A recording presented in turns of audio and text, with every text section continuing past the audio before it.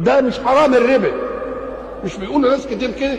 نقول له يا اخي بقى انت ما تجعلش نفسك في منطقة الرحمة لنفسك.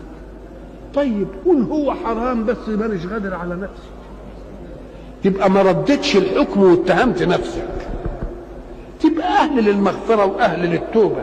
انما ترد على الحكم على الله وتقول لا مش حرام بقيت كافر. يبقى خير للانسان اذا كانت عنده معصيه ومستوليه او عليه كده ما يدافعش عنها، ما يقولش انها حلال، يقول هي حرام بس انا والله ظرف مانيش قادر على نفسي. يوم ربنا يقدر يقبل. اهي زي ابليس وزي مين. ولذلك يقول لك ما الفرق بين معصيه ومعصيه؟ ابليس عصي وادم عصي، نقول له دي عصي وجاب حيثيه رفض الامر.